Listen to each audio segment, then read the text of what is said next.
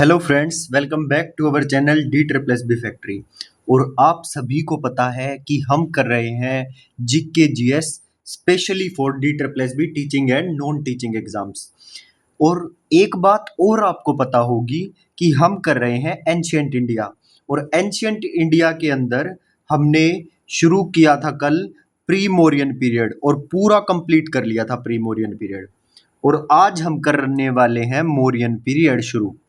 तो मोरियन पीरियड हम शुरू करेंगे और ये 2 क्लास में खत्म होगा। ठीक है, तो पहले तो इसके बारे में जो आज वाली क्लास है इसमें इसके बारे में बेसिक चीजें हैं जो वे बताऊंगा। और नेक्स्ट क्लास में जो इसकी स्टोरी है चंद्रगुप्त मौर्य की, बिंदुसार और अशोक की, तो इनको हम नेक्स्ट क्लास में कंप्लीट करेंगे। आज मौर्यन काल की शुरुआत कैसे हुई, किन किन सोर्सेज से हमें पता चला मौर्यन काल के बारे में, वो सारी बातें हम डिस्कस करेंगे। ठीक है, तो सबसे पहली बात, जो हमारा प्री मोरियन पीरियड था, और प्री मोरियन पीरियड को भी छोड़ो, जो हमारा हिस्टोरिक पीरियड था, जो हमारा हिस्टोरिक पीरियड था, 3 पीरियड थे हमारे एंशियंट हिस्ट्री के, प्री हिस्टोरिक, प्रोटो हिस्टोरिक और हिस्टोरिक पीरियड। तो प्री हिस्टोरिक और हिस्टोरिक पीरियड तो हम कर ही चुके हैं, है ना। तो अब बारी थी हिस्टोरिक पीरियड की, जिसके आर्कियोलॉजिकल सोर्सेज और रिटन सोर्सेज दोनों प्रेजेंट थे और इनको पढ़ भी लिया गया था। और मैंने आपको बताया था कि जो ये हिस्टोरिक पीरियड है ये 600 बीसी से लेकर 712 एडी तक चलेगा, मतलब 712 ईस्वी तक चलेगा।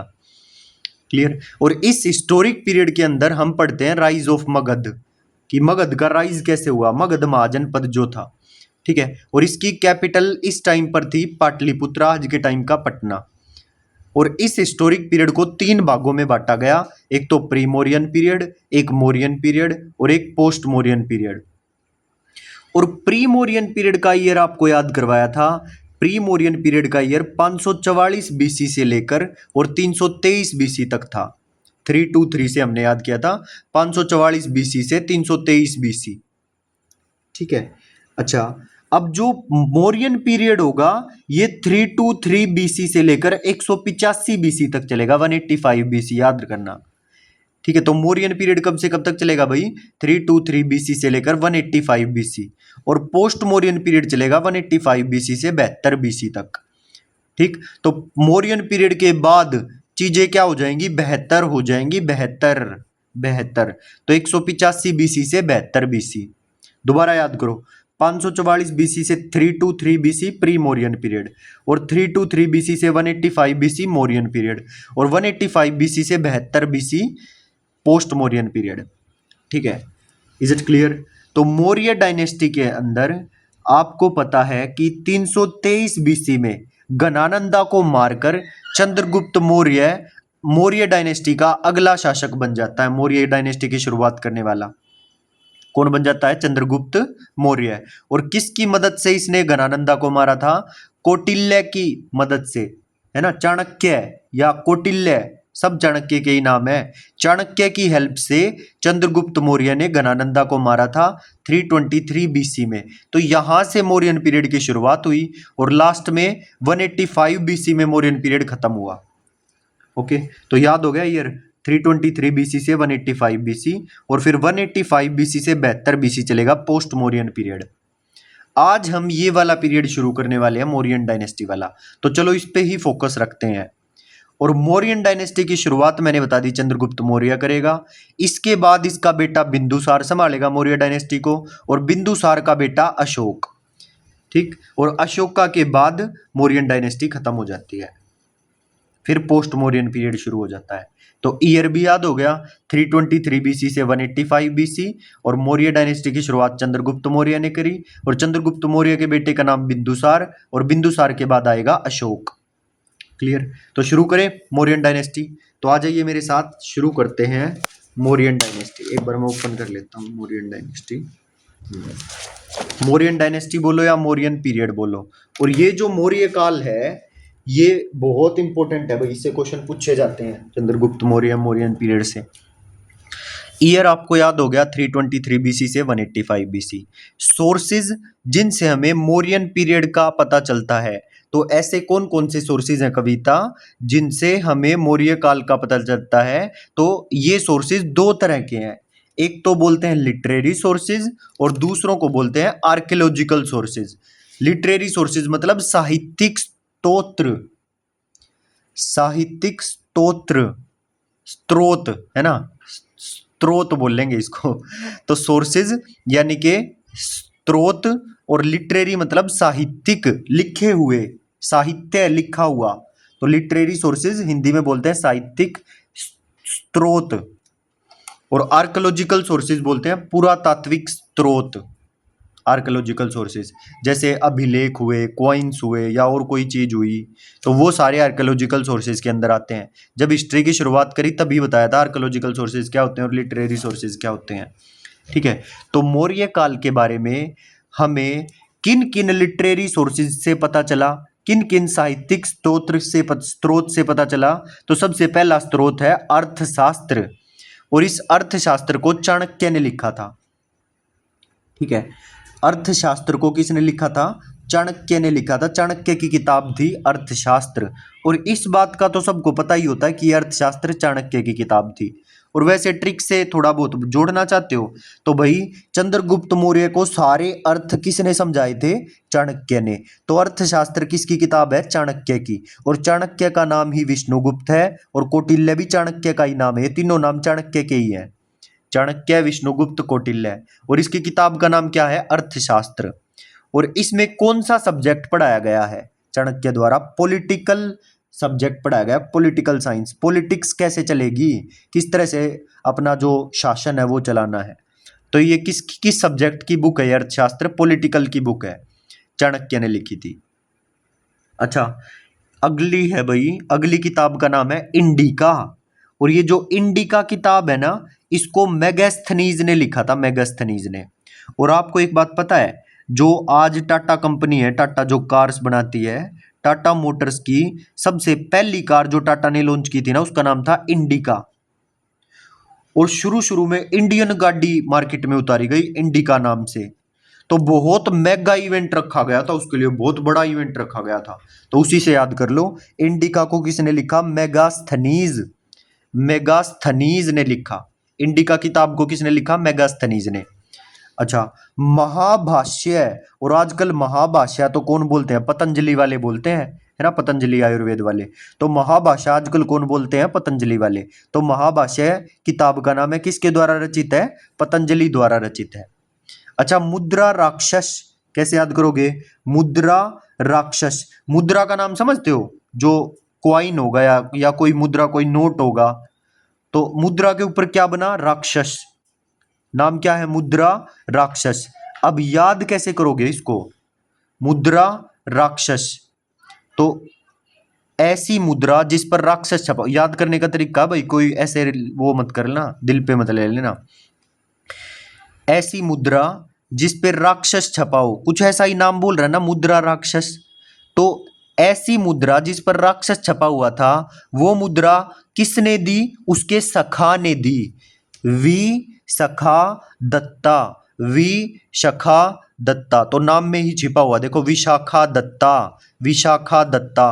तो जिस पर मुद्रा छपी हुई थी राक्षस की, किसने दिया? वी शाखा दत्ता, विशाखा दत्ता। तो मुद्रा राक्षस किसकी किताब है? विशाखा दत्ता, वी सखा यानी के फ्रेंड। तो मुद्रा राक्षस वी सखा दत्ता, हो गई याद। तो मुद्रा राक्षस किसकी किताब है? विशाखा दत्ता की। अच्छा, कल्प सूत्र, और सूत्र को इंग्लिश में बोलते हैं फॉर्मूलाज। कल्प सूत्र, और सूत्र का मतलब होता है फॉर्मूलाज। तो कल्प सूत्र किसने लिखी ये किताब? कल्प सूत्र भद्रबाहु। और याद कैसे करोगे भाई? उसने ना सारे के सारे सूत्र किस पे लिख लिए? बाहु पे लिख लिए, बाह पे लिख लिए। बाह मतलब समझ गए ना, बाह मतलब हैंड पे, हाथ पे कहीं लिख लिए। तो भद्रबाहु उसी से याद हो जाएगा। कल्प सूत्र, सूत्र किस पे लिख लिए? बाहु पे लिख लिए, भद्रबाहु द्वारा रचित। अच्छा, कथा सरित सागर किताब का नाम है, कथा सरित सागर। और कथा कब करी? सोमवार को करी, देवताओं की, सोमदेव। कथा सरित सागर, कथा सरित सागर। तो कथा कब करी? सोमवार को करी, देवों की, देव, सोमदेव, सोमदेव द्वारा रचित। ठीक है, अब एक एक करके देखते हैं, चलो हमें याद हुआ या नहीं। अर्थ किसने समझाया था? चाणक्य ने चंद्रगुप्त मौर्य को। तो अर्थशास्त्र किसकी किताब है? चाणक्य की, या बोलो कौटिल्य की, या बोलो विष्णुगुप्त की, तीनों नाम चाणक्य के ही हैं। और इसमें कौन सा सब्जेक्ट है? पॉलिटिकल सब्जेक्ट है। इंडिका, और इंडिका गाड़ी का नाम था जो टाटा मोटर्स ने लॉन्च करी थी कभी। तो जब इसने पहली इंडियन गाड़ी लॉन्च करी थी टाटा मोटर्स ने इंडिका नाम से, तो उसका मेगा इवेंट रखा था। तो मेगास्थनीज इंडिया को किस इंडिका को किसने लिखा? मेगास्थनीज ने। महाभाष्य, आजकल महाभाषा तो कौन बोलते हैं? पतंजलि वाले बोलते हैं। तो महाभाष्य किसकी किताब है? पतंजलि की। मुद्रा राक्षस, और ऐसी मुद्रा जिस पर राक्षस छपा हुआ था, किसने दी थी? सखा दत्ता, विशाखा दत्ता ने दी थी। सखा ने दी थी, है ना, विशाखा दत्ता। अच्छा, कल्प सूत्र, सूत्र यानी कि फॉर्मूले, तो सूत्र कहाँ पर लिखे हुए थे? बाहु पे लिखे हुए थे। तो ये इस किसकी किताब है? कल्प सूत्र भद्रबाहु की, भद्रबाहु। अच्छा, कथा सरित सागर, कथा कब करी? सोमवार को, सोमदेव। कथा सरित सागर को किसने लिखा है? सोमदेव ने, सोमदेव द्वारा रचित। तो इन किताबों से हमें पता चला था मौर्यन पीरियड के बारे में। और आपने ये भी याद कर लिया कि इन किताबों को किसने लिखा था। ठीक है, तो ये थे लिटरेरी सोर्सेज जिनसे हमें मौर्य काल की जानकारी मिली। मौर्य काल 323 से 185 बीसी तक चला। और सोर्सेज जिनसे हमें मौर्य काल की जानकारी मिली, पहला जो था वो लिटरेरी सोर्स था, साहित्यिक स्रोत। और ये कौन कौन से थे? किताब आई 6, अर्थशास्त्र, इंडिका, मेगास्थनीज, अर्थशास्त्र, इंडिका, महाभाष्य, मुद्रा राक्षस, कल्पसूत्र और कथा सरित सागर। और आपको याद करना है किसने किसने लिखी है। ओके, अब सेकंड टाइप के जो सोर्सेज थे उनको बोला गया आर्कियोलॉजिकल सोर्सेज, हिंदी में बोलते हैं पुरातात्विक स्रोत। और इन आर्कियोलॉजिकल सोर्सेज में आते हैं इंस्क्रिप्शंस ऑफ अशोका, अशोका के अभिलेख। और अभिलेख वो होते हैं जैसे किसी चट्टान पे लिख दिया, किसी शिला पे लिख दिया, किसी पोल पे लिख दिया, पिलर पे लिख दिया, किसी बिल्डिंग पे लिख दिया, तो उनको बोलते हैं इंस्क्रिप्शंस यानी कि अभिलेख। तो आर्कियोलॉजिकल सोर्सेज में सबसे पहली चीज किसने बताया हमें मौर्यन काल के बारे में? अशोका के इंस्क्रिप्शंस ने बताया, अभिलेखों ने बताया। और जो अशोका के इंस्क्रिप्शंस है ना, are considered as oldest in India, इनको ही सबसे पुराने अभिलेख माने जाते हैं। अशोका के इंस्क्रिप्शंस को सबसे पुराने माने जाते हैं, oldest in India. Ashoka's inscription are considered as oldest in India. और इनको किस किस लिपि में लिखा गया? ब्राह्मी लिपि में लिखा गया है और खरोष्टी लिपि में लिखे मिलते हैं। ब्राह्मी लिपि और खरोष्टी लिपि। और कौन बताएगा ये खरोष्टी लिपि कौन लेकर आए थे इंडिया के अंदर? देखो, जो प्री मौर्यन पीरियड में आपको याद हो तो हमने पर्शियन इन्वेजन किया था, पर्शियन इन्वेजन और Greek invasion pre Mauryan period में। तो वहां पर मैंने आपको बताया था कि पर्शियन इन्वेजन में कौन सी लिपि भारत में आई थी? खरोष्टी लिपि। देख लेते हैं मैं सही बता रहा हूं या नहीं। ये देखो, पर्शियन से ही खरोष्टी लिपि मिली है, दाएं से बाएं लिखते हैं इसमें। तो अशोका के जो पिलर हैं ये ब्राह्मी लिपि और खरोष्टी लिपि में लिखे मिले हैं। ठीक है, और अशोकाज इंस्क्रिप्शंस को हम ओल्डेस्ट कंसीडर करते हैं। और सबसे पहले क्वेश्चन ये पूछा जाएगा कि अशोका के अभिलेखों को सबसे पहले किसने पढ़ा और कब पढ़ा? तो ईयर बिल्कुल गोट के पी जाना, 1837 में पढ़ा जेम्स प्रिंसेप ने। ये नाम भी ध्यान रखना है कि किसने पढ़ा अशोका के अभिलेखों को सबसे पहले। तो जेम्स प्रिंसेप ने पढ़ा और 1837 में पढ़ा। सबसे पहले पढ़े थे अशोका के अभिलेख जेम्स प्रिंसेप ने 1837 में। ठीक है, अब आप पूछोगे सर जो अशोकन इंस्क्रिप्शन है, आप ये कह रहे हो कि अशोका के जो अभिलेख हैं, और अभिलेख तो सर कॉइन्स पे भी लिखे मिल सकते हैं, शिला पे भी लिखे मिल सकते हैं, पिलर पे भी लिखे मिल सकते हैं, गुफाओं पे भी लिखे मिल सकते हैं, गुफाओं के अंदर दीवारों पे। तो जो अशोका इंस्क्रिप्शन थे वो कैसे कैसे थे, मतलब किस किस फॉर्म में थे? तो जो अशोकन इंस्क्रिप्शन थे ना भाई, ये 3 पार्ट्स में डिवाइडेड है। एक तो शिलालेख, जो पत्थर की चट्टानें होती है, शिलाएं होती हैं, उस पर लिखा गया था, उसको इंग्लिश में बोलते हैं रॉक एडिक्ट, रॉक्स पे लिखा गया था। अच्छा, अशोका के इंस्क्रिप्शंस की दूसरी फॉर्म है पिलर एडिक्ट, मतलब पिलर बड़े बड़े खंभे बनवा देता था अशोक और उस पे लिखवाता था अपने बारे में, तो उनको बोलते हैं पिलर एडिक्ट। और तीसरे अशोकन इंस्क्रिप्शन की टाइप है केव इंस्क्रिप्शन, गुफा अभिलेख, गुफाओं के अंदर लिखवा देता था। ठीक है, तो Ashoka inscriptions are divided into 3 parts, rock edicts, pillar edicts और केव एडिक्ट्स। शिलालेख, स्तंभ लेख, पिलर एडिक्ट, और गुफा लेख, केव इंस्क्रिप्शंस। आ गई बात समझ में? भाई मेरी बात बिल्कुल समझ में आ रही है या नहीं अच्छे से सभी को? बोलो बोलो, अच्छे से समझ आ रही है ना? तो चलो भाई देखते हैं, आ जाओ। इस पूरे पेज पे हमने क्या किया, एक बार मैं फटाफट आपको दिखा देता हूं। हमने मौर्यन पीरियड की शुरुआत करी है 323 बीसी से 185 बीसी तक मौर्यन पीरियड चलेगा। और सोर्सेज जिनसे हमें मौर्य काल का पता चलता है वो कौन से सोर्सेज हैं? दो तरह के सोर्सेज हैं, एक तो लिटरेरी सोर्सेज और दूसरे टाइप के सोर्सेज हैं आर्कियोलॉजिकल सोर्सेज। लिटरेरी सोर्सेज को हिंदी में बोलते हैं साहित्यिक स्रोत, और हिंदी में आर्कियोलॉजिकल सोर्सेज को बोला जाता है पुरातात्विक स्रोत। क्लियर? अच्छा, जो लिटरेरी सोर्सेज हैं इनमें हमने 6 किताबों से हमें मौर्यन पीरियड के बारे में पता चला। उन 6 की 6 किताबों को हमने देख लिया था। अर्थशास्त्र चाणक्य ने लिखी, इंडिका मेगास्थनीज ने लिखी, महाभाष्य पतंजलि ने लिखी, मुद्रा राक्षस विशाख दत्ता, विशखा दत्ता मुद्रा राक्षस, और मुद्रा पे राक्षस किसने दिखाया? सखा ने दिखाया, विशखा दत्ता। और कल्प सूत्र, सूत्र सूत्र कहाँ पर लिख लिए? बाह पे लिख लिए, भद्र बाहु। अच्छा, कथा कब करी? सोमवार को, कथा सरित सागर, सोमदेव। हो गया याद? बस इसी तरह से याद करने हैं। तो ये लिटरेरी सोर्सेज थे जिन्हें हमें मौर्यन काल की जानकारी मिली। और आर्कोलॉजिकल सोर्सेज कौन से थे? अशोका के अभिलेख, इंस्क्रिप्शंस ऑफ अशोका। और जो अशोका के इंस्क्रिप्शन है ना, ये सबसे पुराने माने जाते हैं इंडिया के अंदर। और ये ब्राह्मी लिपि और खरोष्टी लिपि में लिखे मिले हैं। और 1837 में जेम्स प्रिंसेप ने इनको सबसे पहले पढ़ा था, अशोका के अभिलेखों को। और ये जो अशोकन इंस्क्रिप्शन है ना, ये 3 भागों में बटे हुए हैं, rock edict, pillar addict and cave inscriptions. शिलालेख, चट्टानों पे लिखा हुआ है, शिला पे लिखा हुआ है। पिलर एडिक्ट, पिलर खंभों पे लिखा हुआ है, स्तंभ लेख। और केव इंस्क्रिप्शन, गुफाओं में लिखा हुआ है। अब ये जो रॉक एडिक्ट्स हैं और जो पिलर एडिक्ट्स हैं और जो केव इंस्क्रिप्शन है, इनको हम आज देखेंगे। ठीक है, स्टोरी आज हम नहीं पढ़ेंगे मौर्यन पीरियड की, हम खाली ये अशोकन इंस्क्रिप्शंस को याद करेंगे आज की क्लास में। और फिर नेक्स्ट क्लास में हम इसकी पूरी स्टोरी जानेंगे कि मौर्यन काल में हुआ क्या क्या था। ठीक है, सबसे पहला राजा इसमें हुआ मौर्यन काल में चंद्रगुप्त मौर्य। और चंद्रगुप्त मौर्य का बेटा हुआ बिंदुसार, उसके माथे पर बिंदु था। और वो क्यों था वो हम कल बताएंगे आपको स्टोरी के अंदर। और बिंदुसार के बाद हुआ अशोक। ये 3 ही राजा हुए हैं मौर्यन डायनेस्टी में, और इनके बारे में हम डिटेल में नेक्स्ट क्लास में पढ़ेंगे। आज बस सिर्फ हम क्या करेंगे, जो अशोका के अभिलेख हैं उनको और पढ़ेंगे। ठीक है भाई, तो हम पढ़ रहे हैं मौर्यन डायनेस्टी। और मौर्यन डायनेस्टी के अंदर 323 बीसी से लेकर 185 बीसी तक मौर्यन डायनेस्टी चली।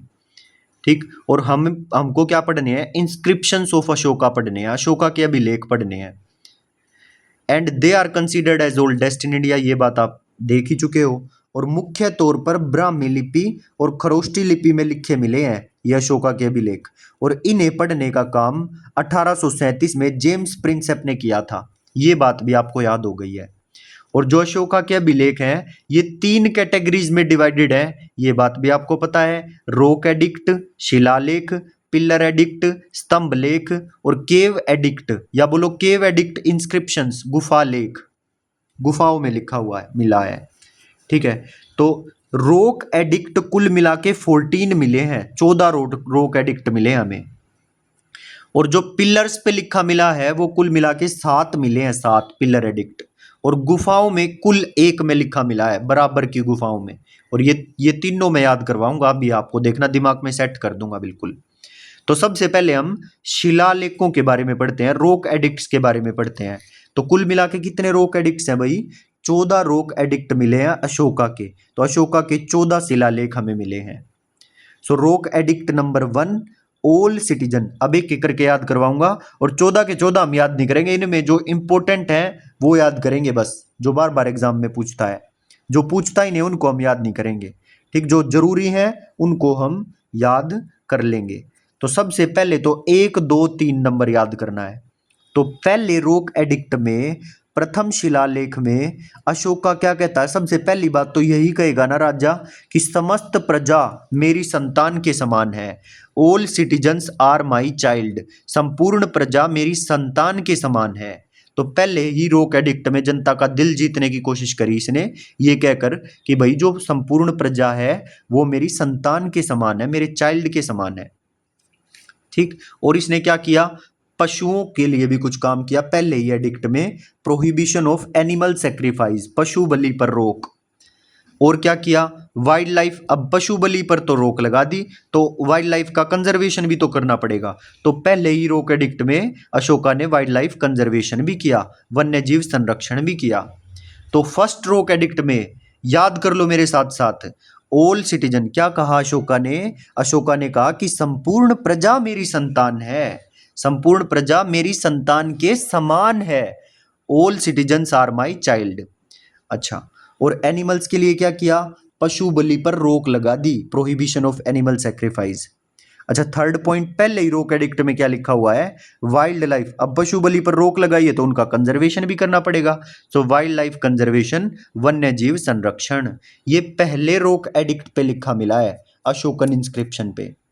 क्लियर, याद हो गया, संपूर्ण प्रजा मेरी संतान के समान है, पशु बलि पर रोक, और फिर पशु बलि पर रोक लगाई है तो उनका कंजर्वेशन भी करना पड़ेगा, वाइल्ड लाइफ कंजर्वेशन, वन्य जीव संरक्षण, ये था पहला रोक एडिक्ट। अच्छा, सेकंड रोक एडिक्ट, और इसको सेकंड मत बोलो, इसको बोलो रोक एडिक्ट 2, नंबर 2। और दो, दो मतलब देओ, है ना, दो का क्या मतलब, दो क्या बोल रहा है, दो, तो भाई जनता क्या कहेगी राजा को कि हमें सोशल वेलफेयर स्कीम्स दो, social welfare programs for the citizens. तो अशोका ने क्या लिखा हुआ है रोक एडिक्ट 2 के अंदर, जनता के लिए सामाजिक कल्याणकारी कार्यक्रम जो उसने चलवाए थे वो लिखे हुए हैं, social welfare programs for citizens, जनता के लिए सामाजिक कल्याणकारी कार्यक्रम।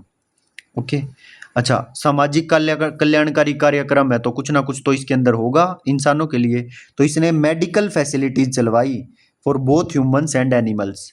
तो रोक एडिक्ट 2 में क्या लिखा हुआ है कि social welfare program for citizens और medical facilities for both human and animals. तो दो में क्या हुई, सोशल वेलफेयर प्रोग्राम्स आए, और क्या दो, मेडिकल फैसिलिटी दो, दोनों ह्यूमन और एनिमल्स के लिए। तो ये रोक एडिक्ट 2 भी याद हो गया होगा। अच्छा, एक बात मेरी ध्यान से सुनना, जो आप ये आपने शायद सुना भी हो एस्ट्रोलॉजी के अंदर, जो ये यूट्यूब पे भी देखे होंगे और टीवी में भी देखे होंगे, ये जो एस्ट्रोलॉजी वाले होते हैं बताते नहीं रहते हैं कि 1 नंबर किसका है, 2 नंबर किसका है, 3 नंबर किसका है। तो ये जो 3 नंबर होता है ना, ये गुरु का होता है। न्यूमरोलॉजी एस्ट्रोलॉजी के अंदर जो ये कुंडली वगैरह देखते हैं, उसमें ये क्या कहते हैं कि जो 3 नंबर होता है ना, 3, ये गुरु का नंबर होता है। और गुरु पहले कौन होते थे, ब्राह्मण ही होते थे, है ना। तो रोक एडिक्ट 3 के अंदर क्या लिखा हुआ है, रिस्पेक्ट टू ब्राह्मण, ब्राह्मणों का सम्मान करना। ठीक, रोक एडिक्ट 3 में लिखा हुआ है रिस्पेक्ट टू ब्राह्मण, ब्राह्मणों का सम्मान, और अपॉइंटमेंट ऑफ प्राइम मिनिस्टर। और इसी के अंदर रोक एडिक्ट 3 के अंदर क्या लिखा हुआ है, अपॉइंटमेंट ऑफ प्राइम मिनिस्टर, प्रधानमंत्री का अपॉइंटमेंट। तो कुल मिला के मैं 3 रोक एडिक्ट लगातार आपको याद करवा चुका हूं, रोक एडिक्ट 1, रोक एडिक्ट 2, रोक एडिक्ट 3। अब आइज कर लो क्लोज और रिकॉल करने की कोशिश करो कि पहले रोक एडिक्ट में क्या था, दूसरे में क्या था और तीसरे में क्या था। संपूर्ण प्रजा मेरी संतान, पशु बलि पर रोक, और तीसरा पॉइंट था वाइल्ड लाइफ कंजर्वेशन पहले रोक एडिक्ट में। और दूसरा रोक edict 2, rock edict 2 social welfare schemes for public citizens, social welfare programs for citizen. और इसके अंदर क्या है, 2 medical facilities for both humans and animals. ठीक है, 3 नंबर किसका होता है, गुरु का। तो क्या कहा, रिस्पेक्ट टू ब्राह्मण गुरुज, रिस्पेक्ट टू ब्राह्मण, ब्राह्मणों का सम्मान, और अपॉइंटमेंट ऑफ प्राइम मिनिस्टर इसी के अंदर है। ठीक है, रोक एडिक्ट 3 के अंदर क्या है, अपॉइंटमेंट ऑफ प्राइम मिनिस्टर। अच्छा, 5वां रोक एडिक्ट याद करेंगे, चौथा नहीं करना है, 1 2 3 के बाद सीधा 5वां, और 5वें के बाद 7वां याद करना है। तो 5, अब जैसे पंचायत होती है ना, गांव में पंचायत बनती है, तो पंचायत में पंच कितने होते हैं, कुल मिला के 5 होते हैं। ठीक, तो उसी से याद कर लेना, रोक एडिक्ट 5 में अशोका ने क्या सोचा भाई, 5 मंत्री भी बनाने पड़ेंगे। तो रोक एडिक्ट 5 में लिखा हुआ है अपॉइंटमेंट ऑफ धर्म मिनिस्टर, धर्म मिनिस्टर की अपॉइंटमेंट करी, रोक एडिक्ट 5 में लिखा हुआ है। ठीक, 7, रोक एडिक्ट नंबर 7, 6 नहीं करना, रोक एडिक्ट नंबर 7। और इस 7 को कैसे याद करोगे भाई, साथ लेकर चलो। किस किस को साथ लेकर चलें सर, तो किस किस को साथ लेकर चलना चाहिए बताओ, अपने माइंड को और अपनी सोल को साथ लेकर चलो। तो क्या लिखा हुआ है इसमें, control over mind and soul, अपने माइंड और अपने मन, या बोलो अपने माइंड और अपनी सोल पर कंट्रोल रख के चलो, इनको साथ लेकर चलो। कंट्रोल और ओवर माइंड एंड सोल, ये रोक एडिक्ट 7 के अंदर लिखा हुआ है। और ये लॉन्गेस्ट रोक एडिक्ट है अशोका का। रोक एडिक्ट नंबर 7 सबसे लंबा लॉन्गेस्ट रोक एडिक्ट है अशोका का, जिसमें इसके बारे में लिखा हुआ है control over mind and soul के बारे में। रोक एडिक्ट नंबर 7। तो मैं 1 2 3 5 और 7 सारे के सारे दोबारा रिवाइज करवा रहा हूँ, ध्यान से याद कर लेना अभी की अभी। सबसे पहला रोक एडिक्ट में क्या बताया? संपूर्ण प्रजा मेरी संतान, पशु बलि पर रोक और वाइल्ड लाइफ कंजर्वेशन। और दूसरे में क्या बताया? Social welfare program for citizens और medical facility for both human and animals. तीसरे में क्या बताया? ब्राह्मणों का सम्मान और प्राइम मिनिस्टर की अपॉइंटमेंट। पांचवें में क्या बताया? पांचवें में बताया अपॉइंटमेंट ऑफ धर्म मिनिस्टर, धर्म मिनिस्टर्स की अपॉइंटमेंट पांचवें में। सातवें में क्या बताया? ये लॉन्गेस्ट रोक एडिक्ट है अशोका का, और इसमें बताया है control over mind and soul, mind और सोल को साथ लेकर चलो, कंट्रोल रखो इन पर, control over mind and soul.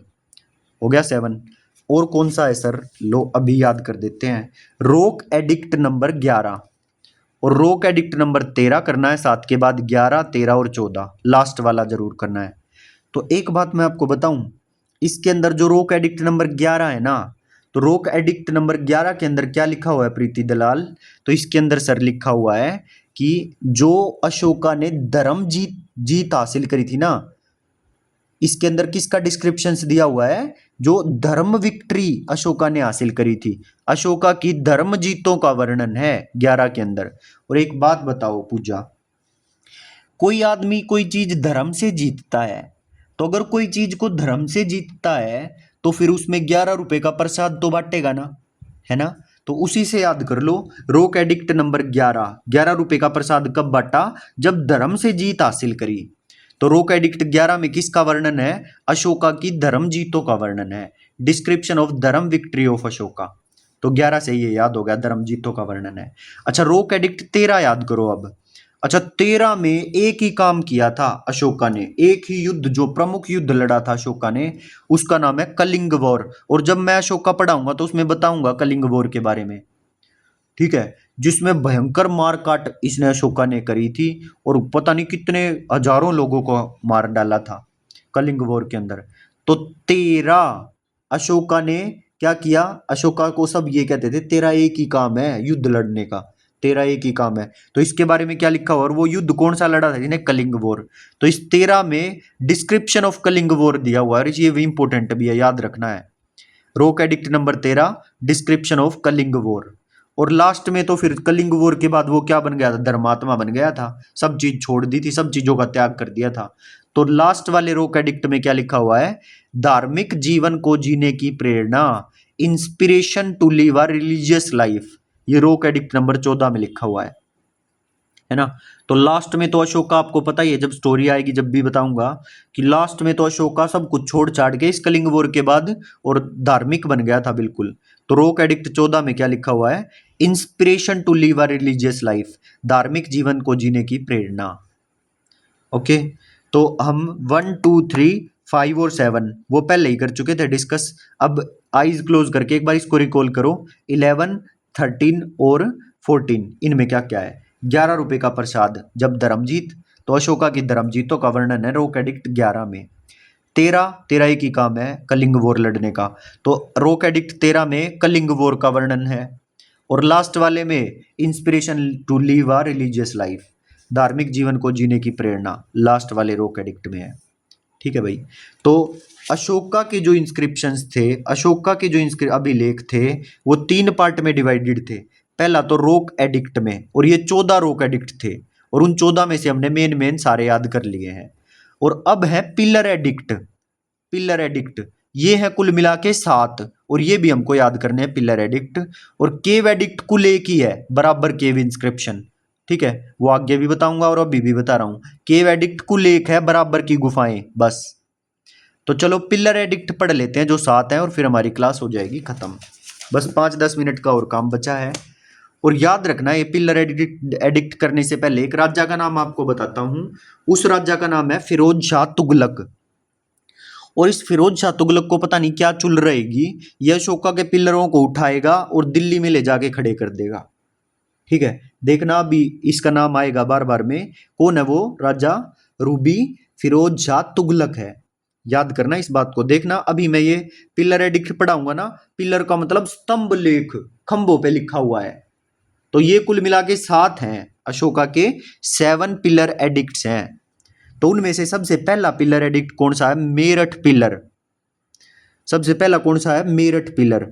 और ये जो सिंपल सी बात है, नाम ही मेरठ पिलर है, तो ये मेरठ से ही मिला होगा, यूपी में है मेरठ।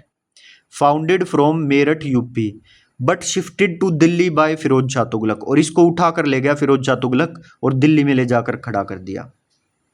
ठीक, that was destroyed in the ruling period of Mughal emperor Farrukhsiyar.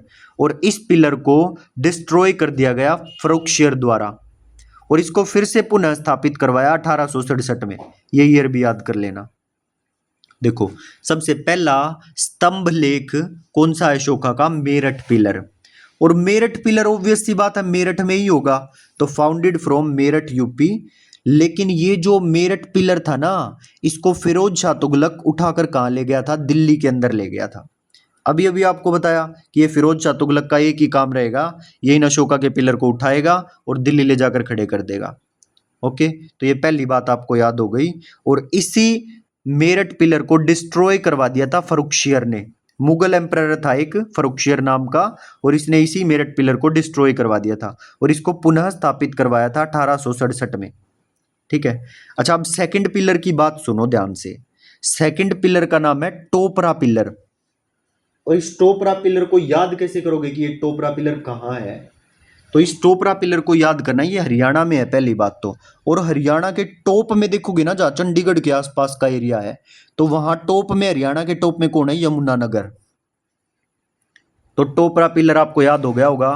Topra pillar को याद करना टॉप से, और टॉप में कौन है? हरियाणा के टॉप में कौन है? यमुनानगर।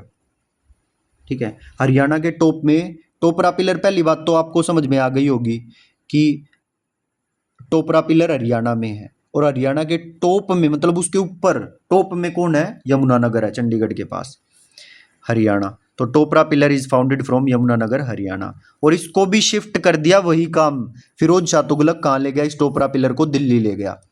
मेरठ पिलर को भी उठाकर फिरोज शाह तुगलक दिल्ली शिफ्ट कर दिया था, और यहाँ पर भी फिरोज शाह तुगलक ने टोपरा पिलर को भी उठाकर कहाँ शिफ्ट कर दिया? दिल्ली शिफ्ट कर दिया था। और ये मिला कहाँ था? लेकिन यमुनानगर में मिला था। तो 2 पिलर मैं आपको याद करवा चुका हूं, एक तो मेरठ पिलर और दूसरा टोपरा पिलर। अब थर्ड नंबर याद करना, प्रयाग पिलर। और ये प्रयाग पिलर कहाँ मिला था? बड़े ध्यान से सुनना भाई, कहाँ मिला था समझो।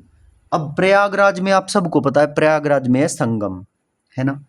और जहां पर संगम मतलब कितना महत्वपूर्ण स्थान है, जहां पर गंगा यमुना सरस्वती तीनों रिवर मिलती हैं। तो यहां से जो पिलर मिला ना, तो पहली बात तो उसके ही नाम पर प्रयाग पिलर इसका नाम रखा गया। और ऐसी इंपॉर्टेंट प्लेस पर कोई पिलर हमें मिलेगा तो सब कोई चाहेगा कि इस पिलर पे तो मैं भी अपना नाम लिख दूं, या मैं भी अपने बारे में लिख दूं। सब कोई चाहेगा ना। तो इस पिलर पर, प्रयाग पिलर पर 3-3 जनों ने अपने बारे में लिखवाया। सबसे पहले तो अशोका का पिलर है, तो अशोका ने ही लिखवाया होगा। और इसी पिलर के ऊपर बाद में समुद्रगुप्त ने भी लिखवाया, प्रयाग पिलर के ऊपर। और इसी प्रयाग पिलर के ऊपर आगे चलकर जहांगीर ने भी लिखवाया। और ये जहांगीर कौन था? अकबर का बेटा था ये। 3 नाम मैंने आपको बताए हैं भाई। अशोका का पिलर है तो अशोका तो लिखवाएगा ही लिखवाएगा। तो प्रयाग पिलर पर किस किस ने लिखवाया? अशोका ने लिखवाया, फिर उसके बाद समुद्रगुप्त ने लिखवाया, और फिर आगे चलकर जहांगीर ने भी लिखवाया। जहांगीर के राज्याभिषेक के बारे में लिखा गया इस पिलर पर। ठीक है, तीनों बातें याद हो गई। और अब मैं अगर कहूं कि प्रयाग पिलर इस प्रयाग पिलर का नाम है, और अगर एक्चुअल प्लेस की मैं बात करूं जहां से ये पिलर मिला है, तो वो है Kaushambi. Founded from Kaushambi but shifted in Allahabad fort. लेकिन इसको कहां पर शिफ्ट करवा दिया अकबर ने? इलाहाबाद फोर्ट में शिफ्ट करवा दिया अपने प्रयाग पिलर को। अकबर द्वारा इलाहाबाद के किले में स्थापित करवाया गया प्रयाग पिलर को। ओके, इलाहाबाद यूपी में ही है, तो अकबर ने सोचा यूपी के पिलर को यूपी में ही स्थापित करवा दो। इलाहाबाद फोर्ट बनवाया था, किला बनवाया था बहुत बड़ा अकबर ने। ठीक, तो 3 पिलर आपको याद हो गए हैं। एक तो मेरठ पिलर, मेरठ यूपी से मिला। टोपरा पिलर हरियाणा के यमुनानगर से मिला। और प्रयाग पिलर यूपी, है ना, यूपी में मिला, कौशाम्बी जिले में, कौशाम्बी में, founded from Kaushambi UP, Prayag pillar. ठीक है, अब 4th नंबर का पिलर मैं आपको याद करवा रहा हूं और बड़े ध्यान से सुनना इसकी स्टोरी को। नाम है इसका लोरिया नंदनगढ़, लोरिया नंदनगढ़। और छोटे बच्चे को लोरियां सुनाई जाती है, लोरियां गा गा के उसको सुला दिया जाता है ना। तो भाई कोई किस तरह से याद करोगे अब इस लोरिया नंदनगढ़ को? पहले मैं इसका नाम बता देता हूं कि ये मिला कहां से है लोरिया नंदनगढ़ पिलर। तो ये वेस्टर्न चंपारण से मिला है। कहां से मिला है लोरिया नंदनगढ़ पिलर? ये मिला है वेस्टर्न चंपारण से। और वेस्टर्न चंपारण याद कैसे आएगा आपको कि ये लोरिया नंदनगढ़ वेस्टर्न चंपारण से मिला है? तो माइंड में एक स्टोरी क्रिएट करो कि कोई चंपा नाम की औरत है और वो अपने बच्चे को लोरियां गा गा के सुला रही है। तो लोरिया नंदनगढ़ पिलर कहां से मिला? वेस्टर्न चंपारण से मिला है। हो गया याद? ठीक है। और एक बात बताओ, जहाँ पे हम बच्चों का रूम बनाते हैं या बच्चों को जहाँ पे सुलाते हैं या उनको खेलने के लिए जो होता है, तो वहां पर हम अलग अलग, जैसे पिकॉक की मूर्ति बनवा, पिकॉक की पिक्चर बनवा दी या किसी कार्टून की इमेज बनवा दी, ऐसा करते हैं ना, है ना। स्कूलों में भी आपने देखा होगा, जो बच्चों का क्लासरूम होता है वो बिल्कुल पेंटेड डेकोरेटेड वॉल्स होती हैं। तो इस पिलर पर पिकॉक की मूर्ति मिलती है। ठीक है, लोरिया नंदनगढ़ पर किसकी मूर्ति मिली? इस पिलर पर पिकॉक की मूर्ति मिली। और आपके दिमाग में ये बात बिल्कुल सेट हो चुकी है कि लोरिया नंदनगढ़ पिलर वेस्टर्न चंपारण से हमें मिला और इस पर पिकॉक की मूर्ति मिली है। तो 4 के 4 पिलर आपके माइंड में सेट हो गए होंगे।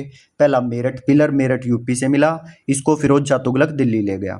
ठीक है, और इसको फर्रुखशियर ने डिस्ट्रॉयड करवा दिया था और इसको 1867 में दोबारा स्थापित करवाया गया। टोपरा पिलर हरियाणा के यमुनानगर में मिला और इसको भी फिरोज शाह तुगलक दिल्ली उठा ले गया था। अच्छा, प्रयाग पिलर, प्रयाग पिलर में स्टोरी बताई थी, सब इस पे चाहते थे मैं भी अपने बारे में लिखवा लूं। तो इस पे सबसे पहले अशोका ने लिखवाया, फिर समुद्रगुप्त ने लिखवाया और जहांगीर के राज्याभिषेक के बारे में भी इसके ऊपर लिखा गया है। कौशाम्बी से ये मिला था प्रयाग पिलर और इसको अकबर ने इलाहाबाद फोर्ट में शिफ्ट करवा दिया था। अकबर द्वारा इलाहाबाद के किले में स्थापित करवाया गया।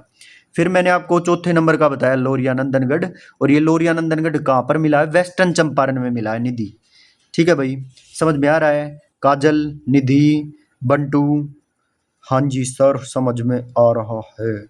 समझ में आ रहा है तो चलो वही आगे। इस पिलर पर पिकॉक की मूर्ति है, ये भी बात आपको बता दी गई थी। तो चलिए चलते हैं आगे। अच्छा, 4 पिलर्स के बारे में मैं आपको बता चुका हूँ, 5वां, छठा, 7वां, और एक एक करके इनको भी समझना। 5th नंबर का है रामपुर पिलर। 5वें नंबर के पिलर का क्या नाम है? रामपुर पिलर। और याद ऐसे करना है कि ये रामपुर पिलर मिला कहाँ था, और ये चीज आपके दिमाग में सेट हो जाए किसी तरह से। Rampur pillar that was also found from Champaran. Rampur pillar भी चंपारण से मिला और लोरिया नंदनगढ़ भी चंपारण से मिला था। ठीक है, लेकिन याद कैसे करोगे? तो याद ऐसे करोगे, इसको राम जी से याद करो। भाई राम जी कहीं यूपी में आ रहे, भाई यूपी में ही है अयोध्या, सारी चीज आपको पता ही है ना। और राम मंदिर भी अयोध्या में बना है, यूपी में ही बना है। तो राम जी जो थे वो कहीं आ रहे थे, मतलब किसी के घर आ रहे थे, ऐसा समझ लो। स्टोरी दिमाग में क्रिएट करो। तो उसने राम जी के स्वागत में फूल बिछाए, और वो फूल किसके बिछाए? चंपा के फूल बिछाए। और अब आपके दिमाग में ये बात सेट हो चुकी है कि रामपुर पिलर कहाँ से मिला था? चंपारण से मिला था, और चंपारण यूपी में है। ठीक है, और that was also found from Champaran. Question पूछेगा, बताओ कौन से 2 पिलर चंपारण से मिले हैं? तो एक लोरिया नंदनगढ़ और एक रामपुर पिलर, 2 पिलर चंपारण से मिले हैं। ठीक, और यही ऐसी जगह है जहां पर से 2 पिलर मिले, नहीं तो ऐसी कोई जगह नहीं है जहां से इकट्ठे 2 पिलर मिल गए हो। तो रामपुर पिलर और लोरिया नंदनगढ़। और ये जो रामपुर पिलर है ना, इसको कहां पर रखा गया है? राष्ट्रपति भवन दिल्ली में रखा गया है। ठीक है, तो जिसके आगे राम जी का नाम लगाओ, तो राम जी का नाम तो अपने देश के राष्ट्रपति भवन में ही होना चाहिए, इसकी जगह तो वहीं पर है ना। तो रामपुर पिलर अब कहां पर है? राष्ट्रपति भवन दिल्ली के अंदर है। ओके, अच्छा, अब है 6th वन। 6th वन का नाम है सांची पिलर। सांची पिलर। और ये सांची पिलर कहाँ से मिला है? रायसेन एमपी से, मध्य प्रदेश से मिला है, रायसेन एमपी से। अच्छा, सांची पिलर को याद कैसे करेंगे? रायसेन, रायसेन एमपी से मिला है। अच्छा, जो साची बोलता होगा ना, सच बोलता होगा, सब उससे ही अपनी राय लेंगे। याद हो गया आपको? सांची पिलर कहाँ से मिला है? सच्ची जो बोलता होगा सब क्या लेंगे? उससे राय लेंगे। तो सांची पिलर हमें कहाँ से मिला है? रायसेन मध्य प्रदेश से मिला है। और लास्ट वन, सारनाथ पिलर। ये सारनाथ पिलर सारनाथ से ही मिला है, यूपी में। सारनाथ पिलर सारनाथ से ही मिला है, जो कि यूपी में है। और हमारा जो नेशनल एम्बलम है ना, राष्ट्र चिन्ह जो है, वो इसी पिलर से लिया गया है। आवर नेशनल एम्बलम, राष्ट्र चिन्ह, has been taken from this pillar. ठीक है, ओके। तो सारनाथ पिलर सारनाथ यूपी से ही मिला है, और नेशनल एम्बलम जो हमारा राष्ट्रीय चिन्ह है वो इसी पिलर से लिया गया है। तो 7 के 7 आपको याद करवा दिए गए हैं। ठीक है, और एक मैंने बताया था केव इंस्क्रिप्शन। केव इंस्क्रिप्शन कुल एक ही है, बराबर की गुफाएं, जो कि अशोका के बारे में जिनमें लिखा गया है। और ये बराबर की गुफाएं आजीवकों को दान में दी। बराबर की गुफाएं किसको दान में दी थी? आजीवक संप्रदाय के लोगों को दान में दे दी थी ये बराबर की गुफाएं। क्लियर? अब एक बार आईज क्लोज करके और मैं इनको दोबारा रिकॉल करवाऊंगा, और आपको देखना है कि आपको जो चीजें मैंने पढ़ाई हैं वो रिकॉल हो रही हैं या नहीं हो रही हैं। तो सबसे पहला पिलर हमने करा था मेरठ पिलर, और मेरठ पिलर मेरठ यूपी में ही मिला था। और इसको फिरोज शाह तुगलक उठाकर कहाँ ले गया था? दिल्ली में ले गया था। दूसरे नंबर पे जो हमने किया था, दूसरे नंबर पर कौन सा पिलर था भाई? दूसरे नंबर पर था टोपरा पिलर। और टोपरा पिलर, टॉप में कौन है? हरियाणा। और हरियाणा के टॉप में कौन है? यमुनानगर। इस तरह से याद कर लो। आपको पता ही है भाई, कुश्ती में मेडल कौन लेके आता है? हरियाणा वाला ही टॉप रहते हैं कुश्ती वगैरह में मेडल लाने में। ठीक है, तो टोपरा पिलर कैसे याद किया आपने? टोपरा पिलर हरियाणा के टॉप में कौन है? यमुनानगर। तो ये यमुनानगर से मिला था टोपरा पिलर। और इसको भी उठाकर कौन ले गया था? फिरोज शाह तुगलक उठाकर इसको दिल्ली ले गया था। थर्ड नंबर पे हमने किया था प्रयाग पिलर। और प्रयाग पिलर को कैसे याद किया था? इस पर 3 जनों ने लिखवाया था, अशोका ने, अकबर ने। अकबर ने नहीं लिखवाया, अशोका ने लिखवाया। अशोका के बाद समुद्रगुप्त ने लिखवाया। और फिर आगे चल के जो जहांगीर अकबर का बेटा था, उसके राज्याभिषेक के बारे में भी इस पिलर पर लिखा गया, प्रयाग पिलर पर। कौशाम्बी में है ये, कौशाम्बी से इसको ये मिला था, है ना, प्रयाग पिलर। और फिर इसको इलाहाबाद फोर्ट में शिफ्ट करवा दिया अकबर के द्वारा। थर्ड वन हो गया था। चौथे नंबर का था लोरिया नंदनगढ़। और लोरिया नंदनगढ़ कहाँ से मिला था? वेस्टर्न चंपारण से मिला था। वेस्टर्न चंपारण से मिला था, और इस पर पिकॉक की मूर्ति थी, मोर की मूर्ति थी इसके ऊपर, लोरिया नंदनगढ़ पर। और वेस्टर्न चंपारण से मिला था। इसके बाद रामपुर पिलर था 5वें नंबर पे। और ये रामपुर पिलर जो है ये भी चंपारण से मिला था। और आज के टाइम पे ये राष्ट्रपति भवन के अंदर है रामपुर। और राम जी का पिलर तो भाई राष्ट्रपति भवन में ही होना चाहिए ना, अपने देश के राष्ट्रपति। ओके, सांची पिलर, जो सांची बोलेगा उससे राय लेंगे। तो ये सांची पिलर कहाँ मिला? रायसेन एमपी में मिला। सारनाथ पिलर सारनाथ में ही मिला, उत्तर प्रदेश के अंदर।